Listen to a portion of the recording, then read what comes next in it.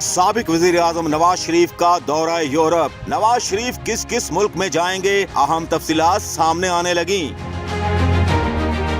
साबिक वजीर आजम नवाज शरीफ अपनी बेटी मरियम नवाज, नवासे कैप्टन सफदर और हुसैन नवाज के हमरा यूरोप के दौरे पर निकले हैं। नवाज शरीफ 10 दिन के दौरे में 5 ममालिक में जाएंगे। जराए ने दावा किया है कि नवाज शरीफ तुर्किया भी जाएंगे, जहां तुर्क क़यादत के साथ मुलाकात मतवक्के है। पाकिस्तान से शहबाज शरीफ भी तुर्किया के दौरे पर रवाना हो रहे हैं। खबर ये है दोनों भाई एक साथ तुर्क क़यादत से मुलाकातें करेंगे।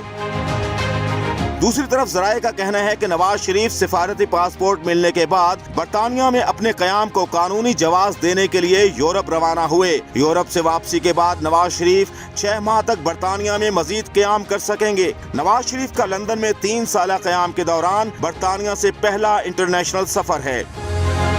मौजूदा हुकूमत ने कुछ दिन कबल ही नवाज शरीफ को पासपोर्ट जारी किया था। नवाज शरीफ को जारी किया जाने वाला ये सिफारती पासपोर्ट है, जिसकी मुद्दत 10 साल है। ये तरजीही बुनियाद पर आम कैटेगरी में जारी किया गया था।